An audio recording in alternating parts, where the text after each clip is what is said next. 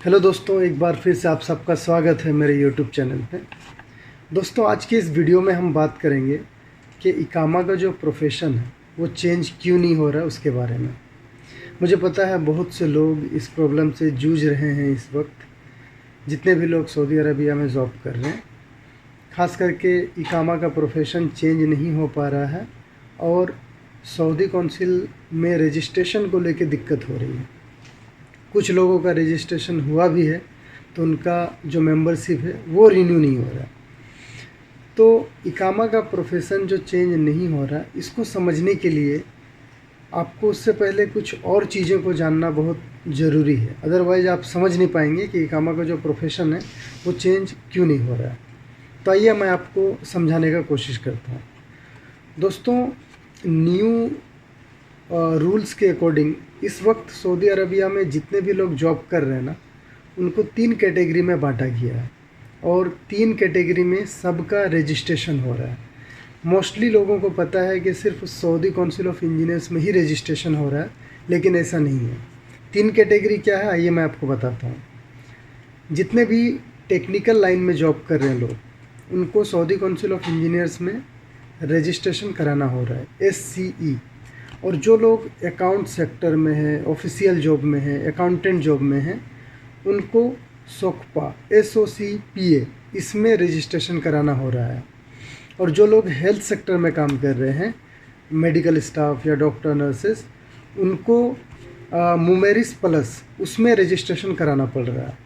तो लेबर और क्लीनर को छोड़ के इस वक्त सऊदी अरबिया में सबको रजिस्ट्रेशन कराना हो रहा है, जो जिस भी फील्ड से बिलोंग करते हों। तो आइए मैं आपको बताता हूँ कि इससे इकामा प्रोफेशन चेंज ना होने का क्या रीज़न है। अब हुआ ये है दोस्तों कि इस वक्त बहुत से लोग सऊदी अरबिया में ऐसे हैं जो टेक्निकल लाइन में काम कर रहे हैं, मगर अनफॉर्चुनेटली उनके पास कोई क्वालिफ़िकेशन नहीं है, ना डिप्लोमा है, ना ही अकाउंट्स लेवल का कोई उनके पास सर्टिफिकेट है। अब उनके साथ क्या प्रॉब्लम हो रहा है, सऊदी काउंसिल ऑफ इंजीनियर्स कह रहे हैं कि अगर आप टेक्निकल लाइन में जॉब कर रहे हैं तो आप अपना रजिस्ट्रेशन कराइए सऊदी काउंसिल ऑफ इंजीनियर में। चाहे आपके पास डिप्लोमा हो या ना हो, आप पढ़े लिखे हो या ना हो, आप रजिस्ट्रेशन कराओ। वो सिर्फ ये कह रहे हैं। अब रजिस्ट्रेशन करने के लिए क्योंकि 2 ऑप्शन आपको मिलता है। एक आता है कि क्या आपके पास डिप्लोमा है या फिर आपके पास डिप्लोमा नहीं है। अगर आपके पास डिप्लोमा नहीं है तो आप डिप्लोमा नहीं है के बेस पे अपना रजिस्ट्रेशन कराएंगे सऊदी काउंसिल में।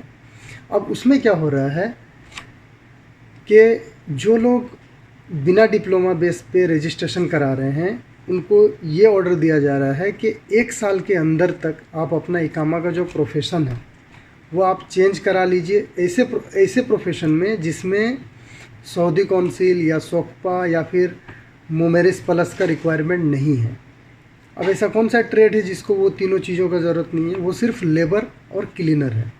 यानी कि आपके पास अगर डिग्री नहीं है, सर्टिफिकेट नहीं है, तो आपको अपना प्रोफेशन जो है वो क्लीनर या लेबर में कराना होगा। ये ऑर्डर है सऊदी काउंसिल ऑफ इंजीनियर्स की तरफ से। अब ये चीज़ बहुत से लोगों को पता नहीं है। वो क्या किए हैं, 1 साल पहले चलो जैसे तैसे टेम्पोररी रजिस्ट्रेशन करके, बिना सर्टिफिकेट का रजिस्ट्रेशन करके 1 साल के लिए इकामा तो रिन्यू कर लिए, लेकिन 1 साल तक उन्होंने ध्यान नहीं दिया और उन्होंने अपना प्रोफेशन को चेंज नहीं किया, जिसके वजह से अभी उनका इकामा रिन्यू नहीं हो रहा है। तो इसका सोल्यूशन क्या है ये हम बाद में बात करेंगे। पहले मैं आपको एग्जांपल देकर समझाता हूँ कि अभी रिसेंटली क्या हो रहा है और इससे क्या दिक्कत हो रही है लोगों को। दोस्तों, इसी तरह बहुत से लोग यहाँ पे ऐसे हैं जो पढ़ाई किए हैं अकाउंट्स लाइन का, लेकिन जॉब कर रहे हैं टेक्निकल लाइन पे। फॉर एग्जांपल, कुछ लोगों ने पढ़ाई किया है आर्ट्स का, कॉमर्स पे ग्रेजुएशन किया है और ये यहाँ पे AC टेक्नीशियन का काम कर रहे हैं, कोई कंप्यूटर टेक्नीशियन का काम कर रहे हैं। अब उनको क्या दिक्कत आ रही है कि उनका जो क्वालिफ़िकेशन है वो मिसमैच हो जा रहा है।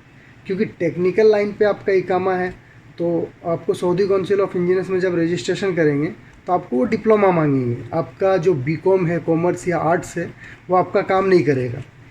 तो उनको क्या करना पड़ेगा दोस्तों, उनको 2 रजिस्ट्रेशन कराना पड़ेगा।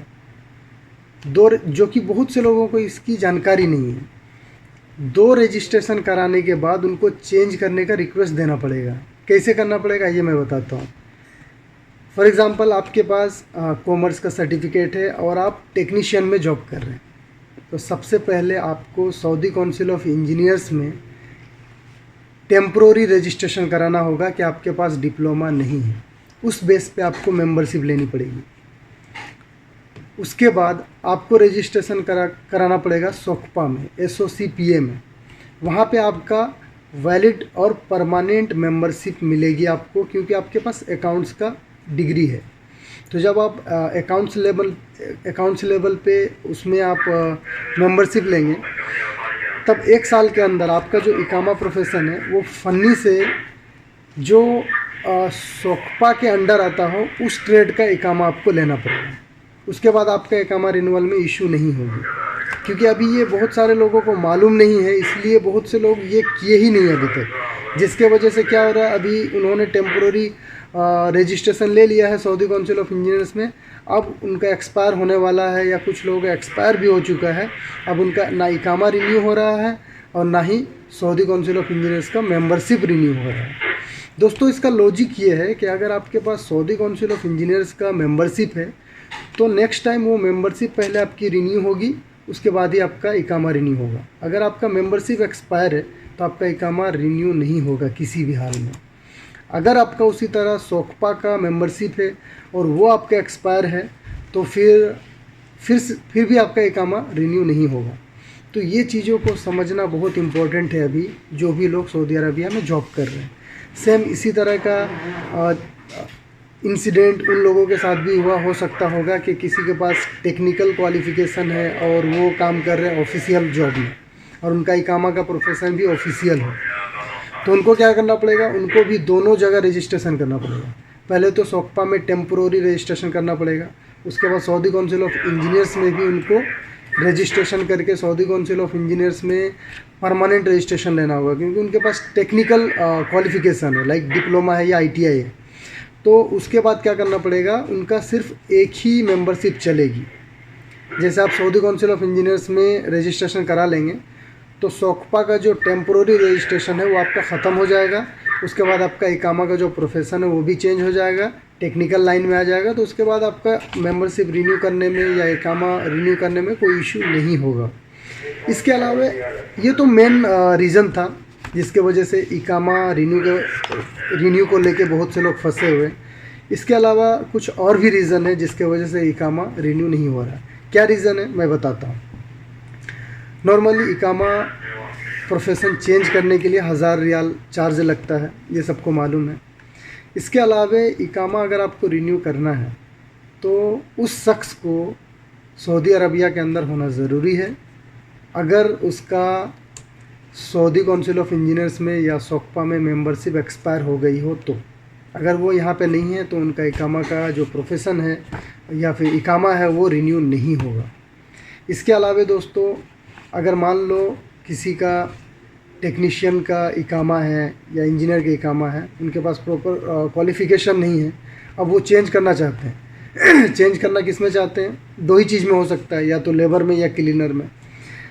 और वो फैमिली वीज़ा पे उन्होंने अपनी फैमिली को सऊदी अरबिया में बुलाया हुआ है, तो भी उनका प्रोफेशन चेंज नहीं हुआ। तो ये सब इम्पोर्टेंट